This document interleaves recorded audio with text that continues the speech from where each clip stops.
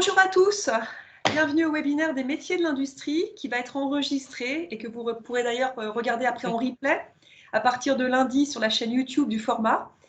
Alors je me présente, je suis Christine Lefloc, mon métier c'est de faire connaître l'industrie, promouvoir ses métiers et donner envie à des jeunes comme vous, collégiens et lycéens, de rejoindre l'industrie et d'y travailler.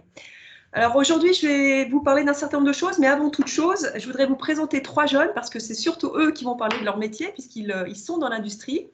Donc vous les voyez là en fond sur la deuxième fenêtre.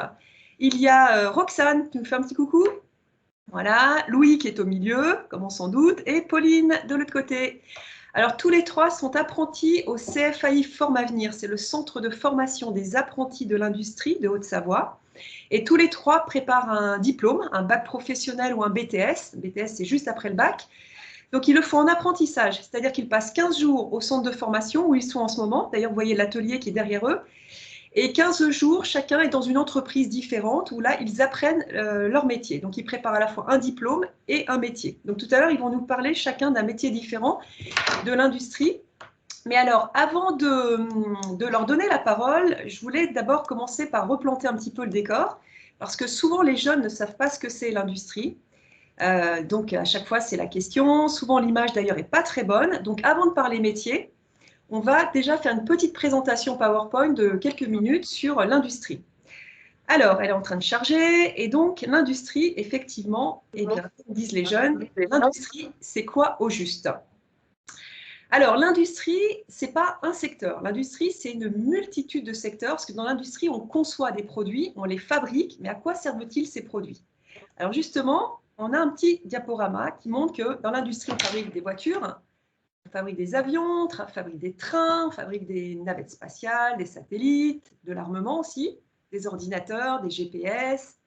Également, alors ce qu'on appelle l'industrie mécanique, c'est la fabrication des machines qui vont permettre aussi de fabriquer les pièces qui iront dans les avions, dans les voitures, de fabriquer aussi certaines petites pièces, donc c'est l'industrie mécanique. Et ces 7 domaines que vous voyez, en fait, portent un nom parce qu'ils ont tous un point commun, c'est qu'ils utilisent le métal.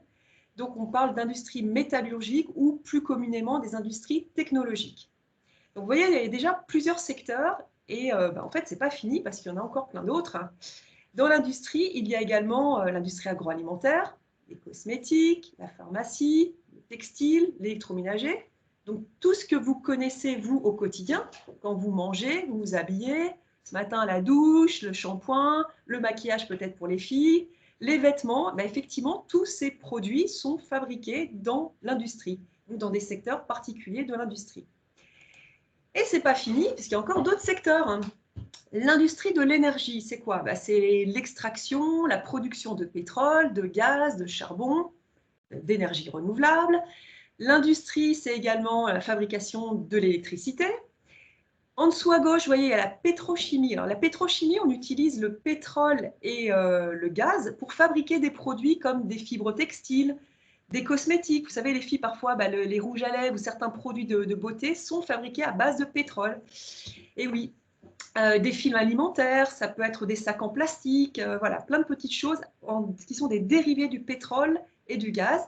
Et ce qu'on appelle la parachimie, vous voyez à droite, là c'est aussi la fabrication de colle, de solvants, de peinture, donc également des composés chimiques.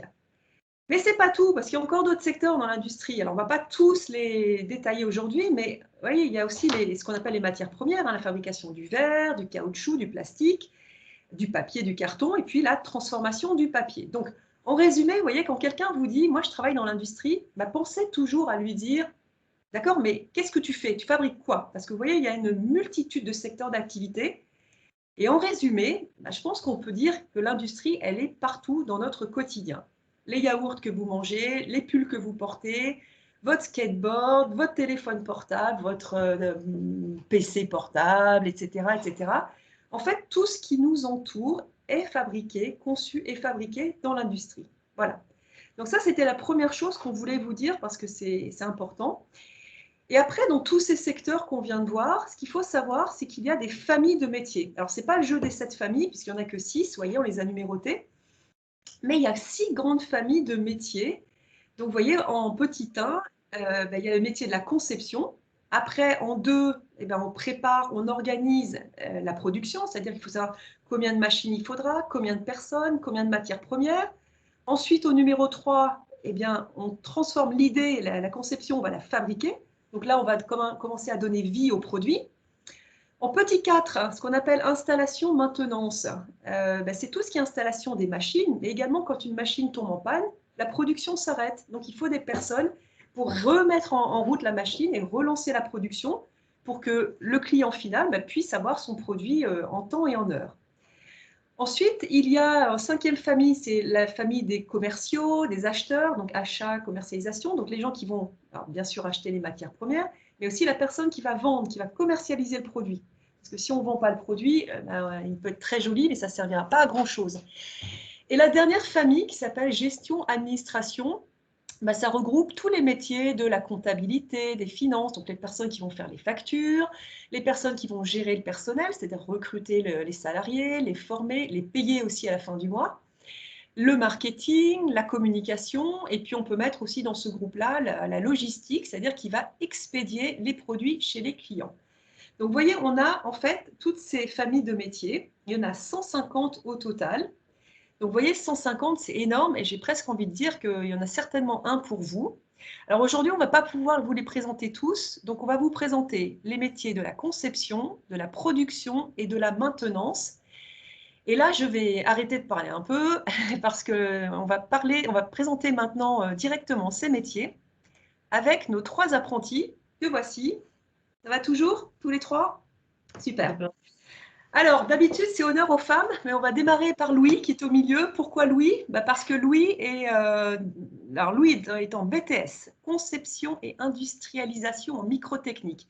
Ça veut dire que Louis, il est dans le domaine de la conception des produits industriels et il va nous présenter son métier.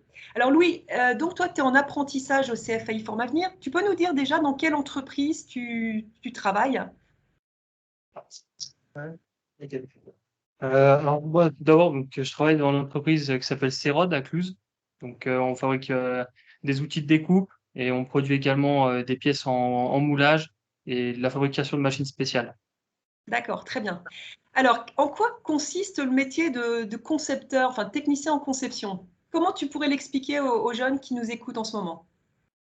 Bah, pour faire simple, en fait, des clients, ils nous demandent de répondre à une certaine problématique, par exemple d'assembler deux pièces entre elles. Et donc moi, bah, je dois imaginer une machine qui va créer cette opération. Donc en fait, le travail vraiment primaire, c'est l'imagination et la création de produits. D'accord. Et alors, quand tu crées un Mécanisme. produit, tu démarres avec un bout de papier, un crayon, C'est ça commence? ça. Ouais, Donc en fait, tout commence sur une feuille blanche avec un crayon et on note et on dessine plein d'idées. Donc après, faut pas oublier qu'on n'est pas tout seul, donc on a aussi une équipe de conception.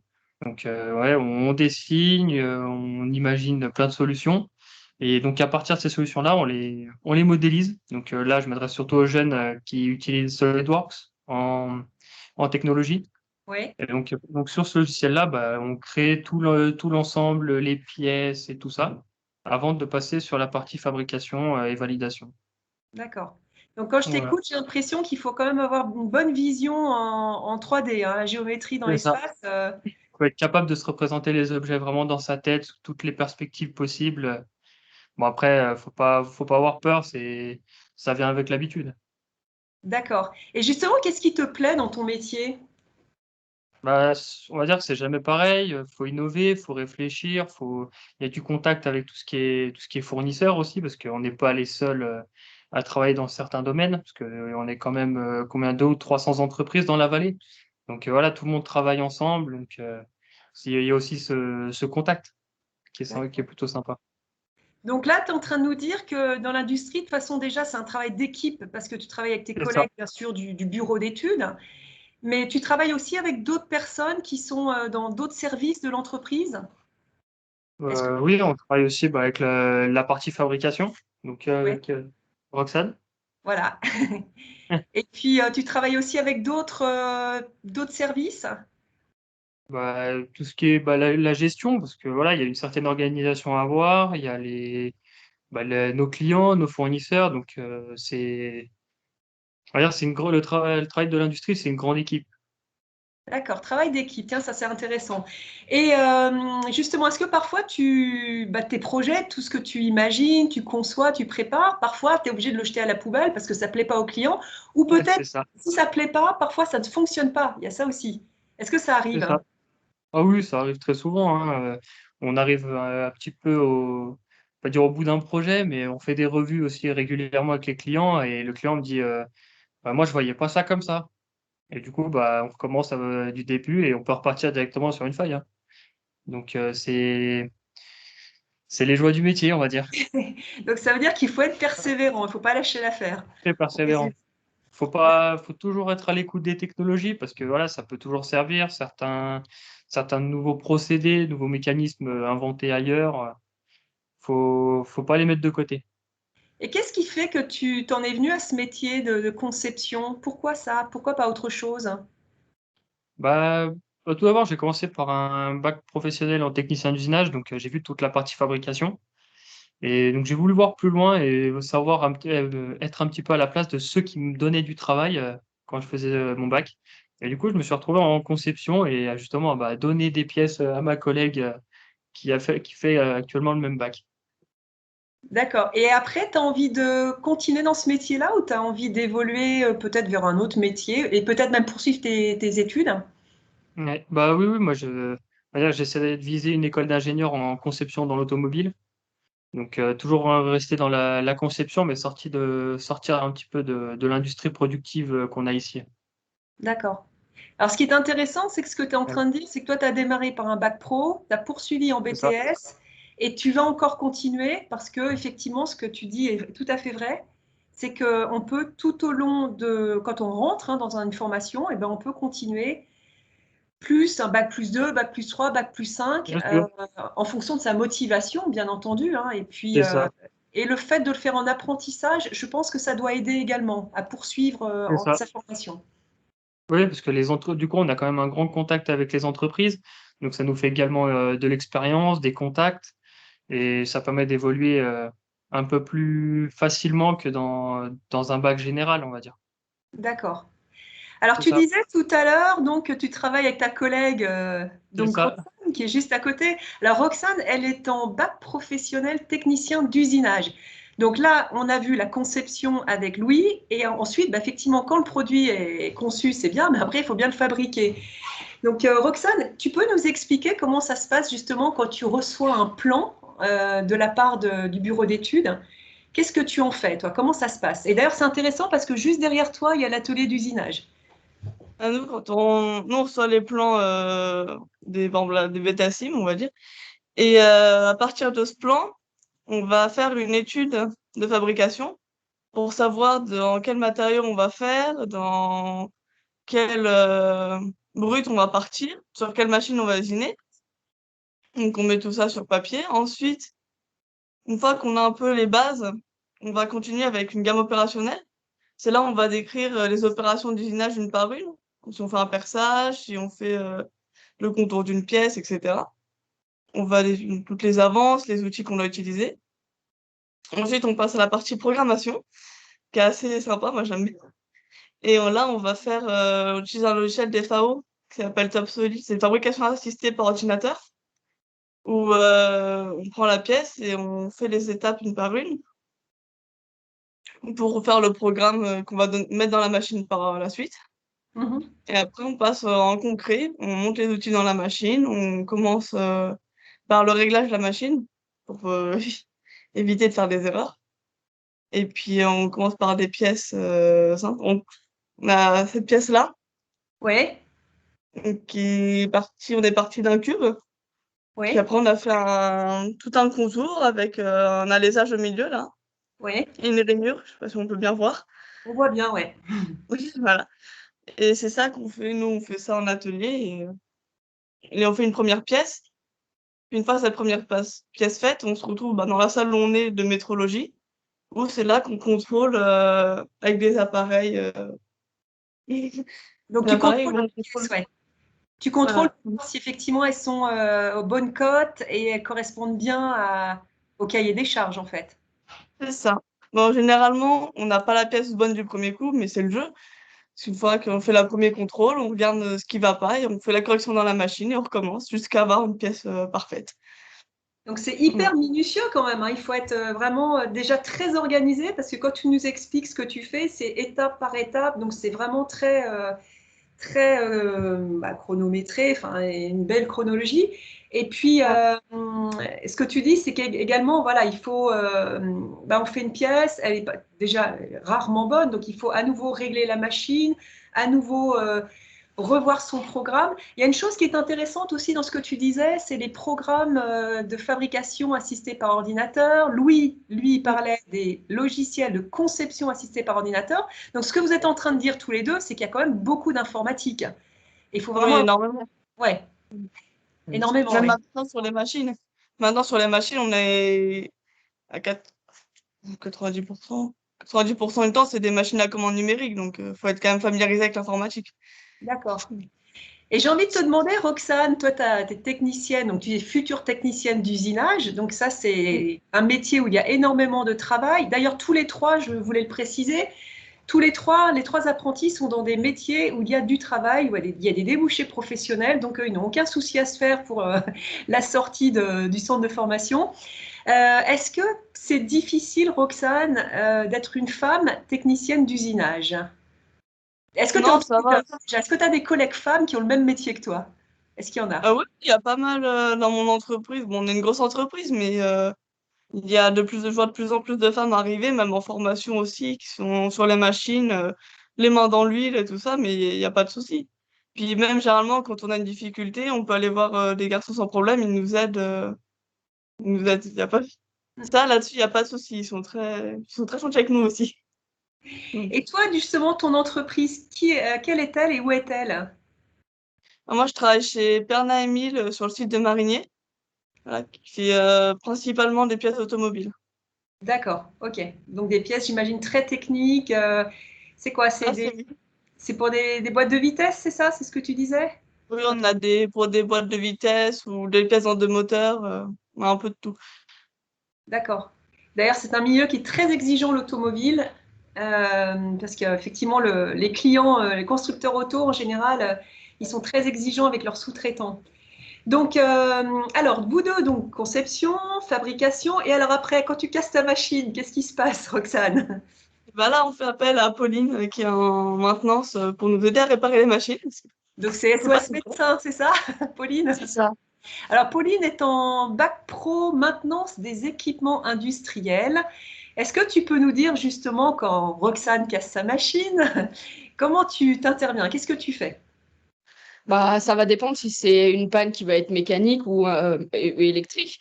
Donc, on va déjà cibler un problème sur la machine et on va intervenir dessus, donc réparer ce qu'il y aura à réparer. Donc, par exemple, un moteur ou en électricité, on va avoir des câbles qui vont être dénudés, des problèmes électriques. Donc, nous, on va intervenir sur pas mal de choses et des choses très variées. Donc, j'imagine qu'il y a un côté qui doit être très intello, c'est-à-dire il faut bien connaître sa machine, bien connaître les pièces, savoir lire la notice de la machine. Donc, déjà comprendre un certain nombre de choses très techniques et après, intervention peut-être plus manuelle. Donc, c'est un mix des deux, c'est ça? On fait les deux, c'est sûr. Et après, bah, c'est sûr qu'on ne peut pas connaître toutes les machines dans une industrie, c'est impossible. Donc, on s'aide beaucoup aussi des techniciens. C'est eux qui vont connaître leurs machines, qui vont être souvent dessus. Donc, ils vont nous dire, bah voilà, je sais qu'au récurrent, il y a ça comme problème. Bah, nous, on va pouvoir intervenir dessus. Et tout seul, on ne pourra pas non plus intervenir. D'accord. Donc, toi, tu nous dis également travail d'équipe continuellement. Et Oui. effectivement, je fais une petite parenthèse, l'industrie, c'est ça, c'est travailler en équipe, on n'est jamais tout seul, on a toujours besoin des autres, et s'il manque une personne, bah d'ailleurs, le maillon pardon, manquant est un problème. Est-ce que tu aimes ton métier, j'imagine, et tu peux Oui. nous dire pourquoi? J'aime parce qu'on fait beaucoup de choses variées, on est toujours dans l'action, on peut voir beaucoup de choses. Moi, dans mon entreprise, on se déplace énormément, donc on n'est pas sur un site qui est fixe, on est toujours sur plein de choses différentes. Donc on peut très bien voir de la pneumatique, de l'hydraulique, de l'électrique, de la mécanique. Donc on fait vraiment plein de choses différentes. Et ça, je trouve ça très intéressant. Alors toi, ce qui est intéressant aussi, Pauline, c'est que tu prépares un diplôme en maintenance des équipements industriels. Mais toi, tu es typiquement dans un métier où tu peux travailler dans n'importe quel secteur. Donc, exemple, toi, tu ne travailles pas dans l'industrie d'ailleurs. Tu peux nous dire où tu travailles? Moi, je travaille dans une régie des eaux, donc en fait, ce qui consiste à tout ce qui est eau potable et assainissement donc dans les villes. Et par exemple, tu peux nous expliquer sur quel type d'intervention tu vas? En eau potable, par exemple, on va intervenir beaucoup sur des pompes qui sont donc hydrauliques, donc ce qui permet de prendre l'eau dans un point A pour l'envoyer dans un point B pour que quand vous ouvrez le robinet, vous ayez de l'eau. Et à l'inverse, à l'assainissement, on a aussi beaucoup de pompes, mais c'est plus pour importer dans un point à la station d'épuration où là, tout sera traité. D'accord. Donc, si on n'a pas d'eau, si l'eau est, si on a de l'eau un peu sale chez nous, c'est un peu de ta faute, ou C'est pas? ça. Donc, effectivement, ce que tu nous dis là, c'est que toi, tu interviens sur des choses aussi de notre quotidien à tous. Oui. Mais alors, ce qui est intéressant, c'est qu'il y a encore d'autres exemples, puisque quand on prépare ce diplôme, on peut travailler, par exemple, à la maintenance des remontées mécaniques. Il y a également de la maintenance. Est-ce que tu peux nous citer d'autres secteurs où tu pourrais d'ailleurs travailler plus tard avec ton diplôme? Dans l'hospitalier, on peut travailler dans les hôpitaux, on peut travailler dans l'armée. Donc, moi, ce que j'aimerais faire, c'est maintenance des équipements, donc des armements. Donc, dessus, on va intervenir sur tout ce qui est pistolet, missiles. On va pas intervenir sur la mécanique, par exemple, des chars ou des choses comme ça, sur des pièces qui seront beaucoup plus minutieuses. Donc, tout ce qui sera pistolet, mitraillette, des choses comme ça. On peut aller dans l'agroalimentaire, donc tout ce qui est fromagerie, on peut aller dans plein de choses variées. Voilà, effectivement, ça c'est l'intérêt de ton diplôme, c'est qu'il est ce qu'on dit, ce qu'on appelle polyvalent. Donc, tu as beaucoup de compétences, comme tu disais, en mécanique, électrique, pneumatique, hydraulique, etc. Et surtout, tu peux travailler un peu partout. Et la preuve, là, tu nous donnes un exemple avec l'armée. Là, on est bien loin de l'industrie, hein, on est bien d'accord. Alors, justement, qu'est-ce que tu penses qu'il faut avoir comme qualité pour réussir dans ton métier? Je pense qu'il faut être patient, minutieux, aimer ce qu'on veut faire. Et après, il y a toujours un peu des moments de folie, mais le plus important, c'est vraiment d'être concentré parce qu'on va avoir des petites pièces. Il faut un ordre. Si on démonte quelque chose, il faut savoir aussi le remonter. C'est pas quelque chose qu'on peut se dire, bon, on fait pas et puis on verra plus tard. C'est important. Et après, moi, ce que j'aime bien aussi, c'est qu'au niveau de la mécanique, on peut vraiment s'amuser. Voilà, on peut prendre un marteau et taper sur des pièces. Il y en a qui sont faits exprès pour ça, donc c'est intéressant. D'accord. Et qu'est-ce qui est un peu moins marrant? Moi, je trouve qu'on est beaucoup debout, c'est dur aussi. On bouge aussi beaucoup, mais moi, là où je travaille, on travaille aussi pas mal dehors. Donc, quand il fait froid, surtout dans notre région, le -7, on les sent passer, mais après, on a quand même beaucoup plus de bons côtés que de points négatifs. D'accord. Alors, j'aimerais aussi m'attarder sur ton cas, excuse-moi, hein. Toi, tu nous montres typiquement également que l'on peut à tout moment changer d'orientation. Et c'est aussi le message qu'on veut faire passer aux jeunes, c'est-à-dire que c'est pas parce qu'on va dans une direction, vers un métier, qu'après on est coincé dans ce métier. Est-ce que tu peux nous raconter ton parcours justement? Même s'il est un peu Euh, atypique, hein, t'es pas un cas classique, on est d'accord, mais c'est intéressant d'en parler. Moi, j'ai commencé d'abord par un bac pro, donc dans l'accompagnement, le soin et le service à la personne, donc pour tout ce qui est infirmière, aide-soignante. J'ai travaillé pendant 4 ans dans un parc d'attractions et en fait, je m'amusais plus à réparer les manèges qu'à m'occuper des enfants.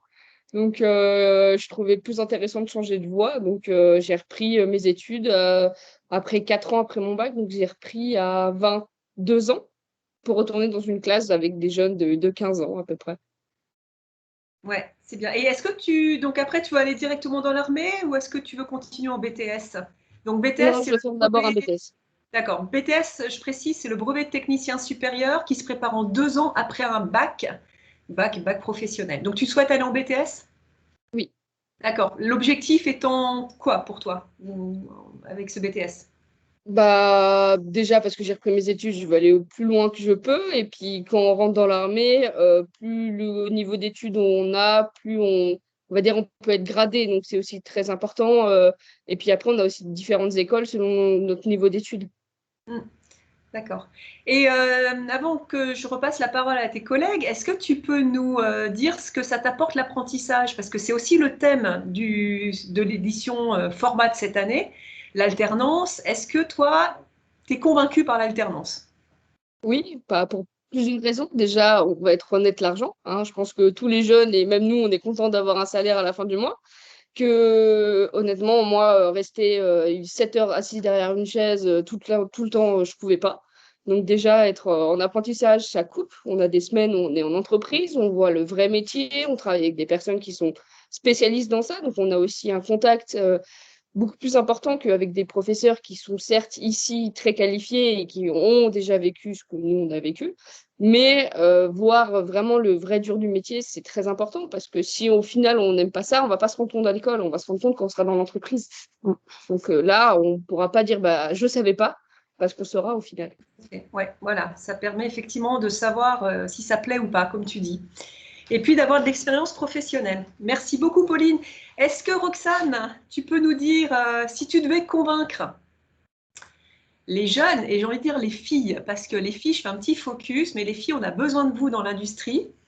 Il n'y en a pas beaucoup, enfin, il n'y en a pas suffisamment. Il y en a de plus en plus, mais pas encore suffisamment. Alors, je pense que les filles se disent que ce n'est pas pour elles. Et la preuve, là, sur trois témoins, aujourd'hui, on a 2 filles. Est-ce que tu pourrais nous dire, voilà, pourquoi tu as envie de convaincre quelqu'un de venir faire ton métier? Technicien d'usinage. Moi, je pense bien, faut pas avoir peur. C'est un métier, parce qu'on dit que c'est un métier d'homme, que faut généraliser. On peut très bien aller sur des machines, même des fois, j'ai déjà vu, j'ai serré des vis plus fort que les hommes et qui n'arrivaient pas à les serrer. Donc, faut pas avoir peur. Faut prendre en compte ce qui nous intéresse, pas le fait qu'on soit une fille dans un métier d'homme ou un homme dans un métier de fille aussi, c'est possible. Je crois qu'il n'y a pas de métier d'homme et de femme, hein. Et qu'est-ce qui fait que ton métier est passionnant? Qu'est-ce qui, à un moment, t'apporte une satisfaction dans ton métier? Moi, comme j'ai montré tout à l'heure, j'aime passer rendre d'un carré à une forme, enfin, une pièce concrète qu'on va y retrouver dans des voitures ou dans du médical, des choses comme ça. Mais c'est impressionnant quand même de se dire qu'on part juste d'un petit bout un petit, Le métal, hein. un petit carré comme ça. Ouais. Le plein se retrouve avec des bouts de pièces comme ça qui finissent rentrent dans des corps humains. Même dans le médical, il y a beaucoup dans les prothèses. Je sais pas trop le médical parce que je ne connais pas beaucoup, mais Non, mais ce que c'est tu dis est impressionnant de dire intéressant, ça. parce qu'effectivement, ton métier, ça peut être fabriquer des pièces pour l'automobile, mais pas aussi pour les avions. Tu parlais du médical. Si les jeunes, là, vous faites du ski, si vous cassez un moment un bras, on va vous mettre une broche. On va vous opérer, on va vous mettre une broche pour essayer de réparer votre bras. Eh bien, c'est une pièce qui pourrait être fabriquée typiquement par Roxane dans son métier. Voilà. Donc, ce sont des pièces pour l'électroménager, l'horlogerie aussi, hein, des petites pièces, des mécanismes, des montres. On les fabrique dans ce domaine de l'usinage et du décolletage. Oui, tout à fait. Et toi, Louis, si tu devais nous convaincre en quelques minutes de rejoindre le métier de la conception, qu'est-ce que tu dirais? Eh ben, venez, hein, très clairement, c'est un métier qui est très passionnant. Tu peux enlever ton Avec, masque, hein, parce que là, comme vous êtes... voilà, ok. merci. Non, mais c'est un métier qui est très intéressant pour les jeunes qui aiment imaginer, qui ont plein d'idées. Bah, faut se lancer dans la conception. Faut pas laisser ces idées dans notre tête et puis les garder. Faut les rendre concrètes. D'accord. Alors, je vais dire un petit mot de la fin et après on passera la parole. Je ne sais pas si vous pourrez les inviter nous poser des questions. Quand je vous entends tous les trois, ce que j'entends, c'est travail d'équipe parce que vous travaillez vraiment ensemble et on ne peut pas faire son travail seul. Donc, vous avez tous besoin les uns des autres et effectivement, l'industrie, c'est exactement ça. Ce que j'ai entendu aussi, c'est que certains préparent un bac pro, d'autres un BTS, que vous avez l'intention de continuer en tout cas votre formation le plus loin possible. Oui, tu parlais de diplôme d'ingénieur. Roxane, tu nous as pas dit, mais tu veux aussi peut-être continuer en BTS, hein? Moi, j'aimerais aller jusqu'à niveau ingénieur aussi. Donc, Voilà. Et ben, c'est très intéressant ce que vous dites parce que ça prouve qu'effectivement, c'est ce que je voulais dire, dans l'industrie, il faut vraiment avoir des qualifications, il faut avoir des compétences et on ne va pas dans l'industrie sans avoir une formation préalable. Et les formations, eh bien, c'est du bac professionnel au diplôme d'ingénieur. Donc, il y en a un peu pour tous les niveaux, pour tous les goûts, mais effectivement, il faut des qualifications. Et puis, ce que je voulais dire aussi aux jeunes, ah, j'entends quelqu'un parler. Ce que je voulais dire aussi aux jeunes, c'est que l'industrie, en fait, elle innove tout le temps. Et je pense que vous pourrez en témoigner. Il y a continuellement de nouveaux produits, de nouvelles technologies. Maintenant, de plus en plus, dans l'industrie, dans l'industrie maintenant, on travaille avec l'intelligence artificielle, on travaille avec la réalité augmentée, avec la réalité virtuelle, avec les robots, ce qu'on appelle les cobots, c'est les robots collaboratifs. Donc de plus en plus, maintenant, il y a de nouvelles technologies qui sont là et qui vous nécessitent que vous formiez continuellement, qui vous obligent tout le temps à vous former. Et c'est ce qui est intéressant dans l'industrie, c'est que c'est jamais statique, hein, il faut toujours aller en avant. Voilà. Est-ce que vous avez un petit mot à ajouter tous les trois? Venez dans l'industrie. Venez dans l'industrie, oui, c'est Oui. ça. Aussi, après, un petit mot, c'est qu'il ne faut pas rester sur les idées d'il y a plusieurs années où on parlait de l'industrie qui était sale, alors que c'est un métier qui est très propre, les ateliers sont toujours entretenus, nettoyés. Bon, avec peut-être des exceptions pour une très faible partie des entreprises, mais c'est pas un métier qui est dégradant. Faut pas rester sur ces idées-là. Alors, c'est tout à fait vrai ce que tu dis. Et en plus, c'est vrai que l'industrie a beaucoup évolué. Aujourd'hui, on est vraiment dans ce qu'on appelle la transformation digitale, hein, je vous en parlais, l'intelligence artificielle. Typiquement, le métier de Pauline en maintenance. Maintenant, de plus en plus souvent, on utilise une tablette et on peut détecter à distance avec sa tablette quelle est la panne sur un équipement, une machine. Et puis, on peut même réparer ou commander une pièce directement de sa tablette. Et ça, ce sont des outils qui sont de plus en plus utilisés. Roxane, qui est en fabrication, maintenant il y a la fabrication additive, donc qui permet aussi de fabriquer par ajout de matière des pièces en métal ou en polymère. Donc les nouvelles technologies sont très très présentes. Et effectivement, c'est de plus en plus propre. Tu as tout à fait raison. Et je voulais juste aussi signaler quelque chose, c'est que dans l'industrie, les salaires sont beaucoup plus élevés que dans l'ensemble des autres secteurs d'activité. L'industrie, elle paye très bien. C'est même, si je ne me trompe pas, c'était 25% de plus en moyenne que les autres secteurs. Donc, il faut le préciser, puisque l'argent, ce n'est pas tout, mais ça fait beaucoup. Est-ce que parmi nos invités, est-ce que vous avez envie de poser des questions? Et là, auquel cas, vous enlèverez vos petits micros. Ou alors, vous nous envoyez un petit message dans la bulle, si vous voulez. Donc, Baudouin, Léonie, Lina, Corentin. Vous m'entendez? Oui, Léonie, on t'entend. Oui, j'aurais une question. C'est combien d'heures par semaine vous travaillez en moyenne?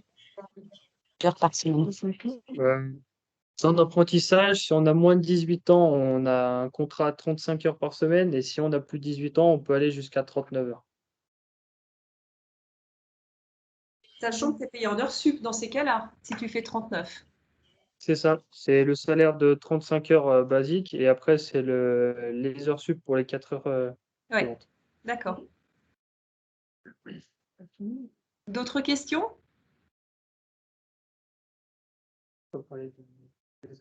Ah, d'habitude, on demande pour le salaire. Dites-nous justement en tant qu'apprenti, parce que là, vous êtes apprenti seulement.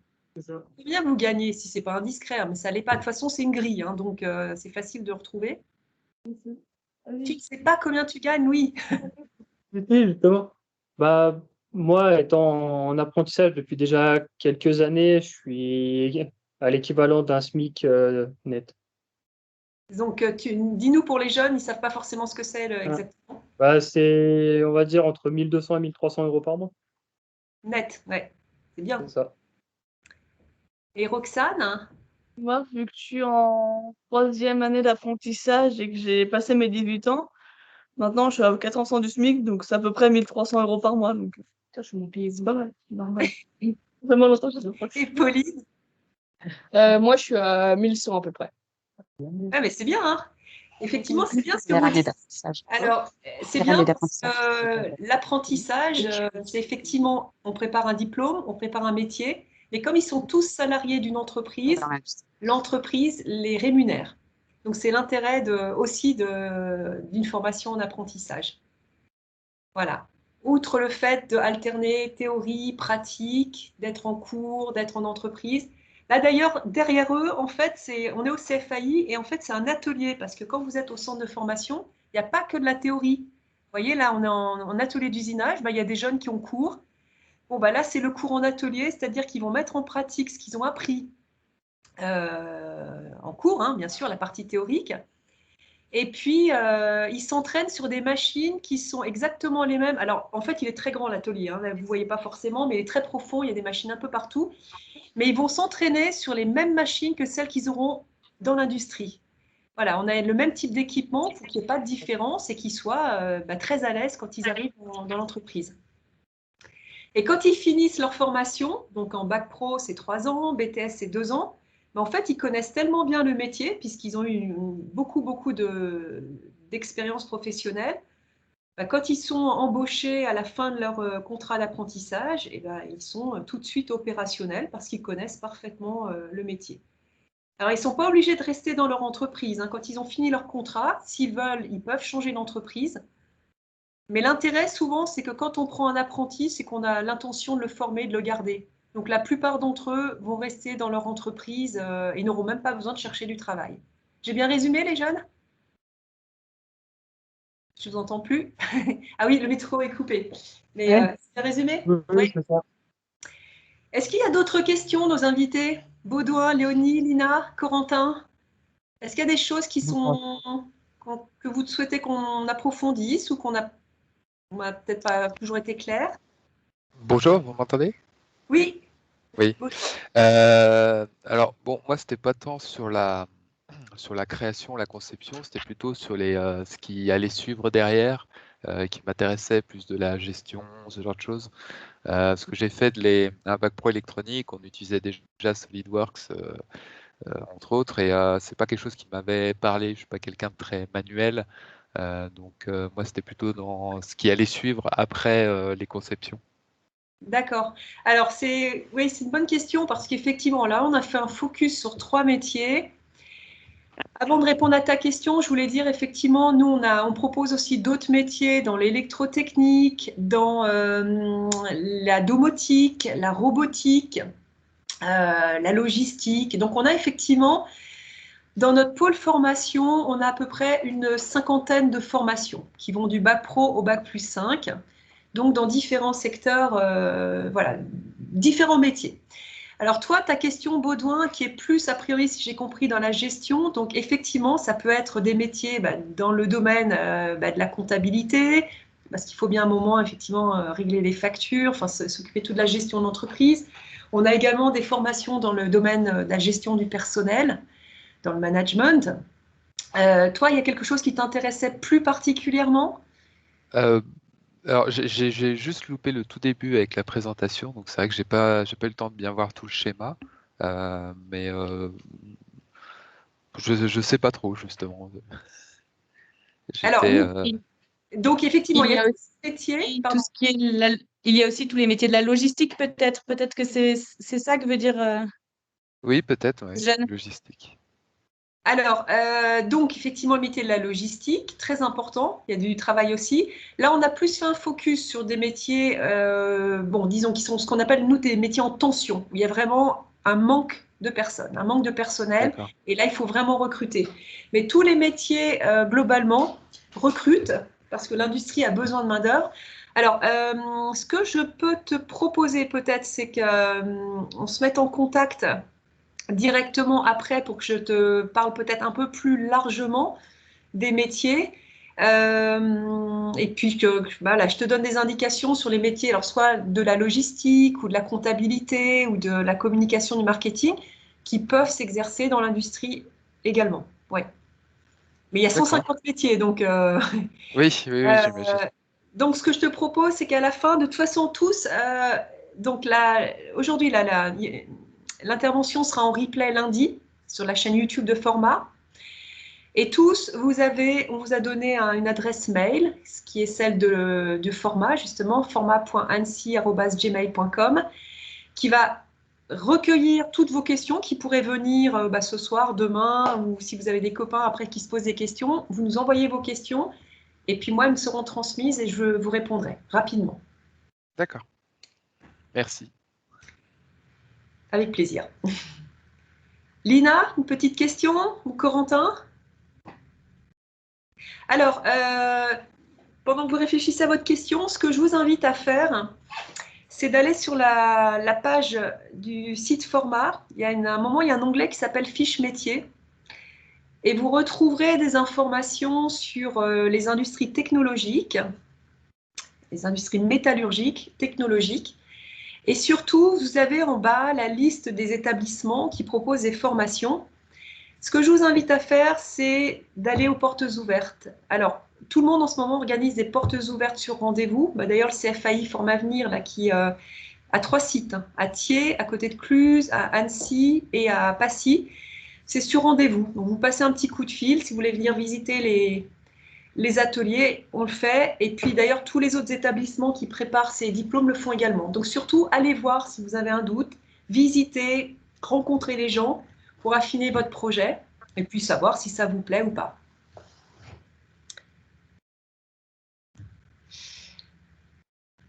Est-ce que vous avez des questions, nos invités?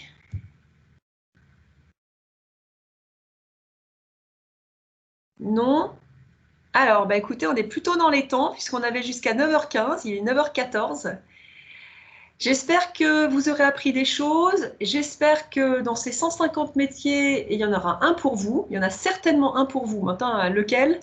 C'est à vous de savoir et de trouver. Mais surtout, n'hésitez pas à revenir vers nous par l'intermédiaire de, je ne sais pas si vous êtes au collège, vos professeurs. Et n'hésitez pas à revenir vers nous pour nous poser des questions. Mais voilà, l'industrie innove, l'industrie forme, l'industrie recrute. Et comme c'est marqué là, je crois, normalement, au-dessus de ma tête, l'industrie fabrique l'avenir.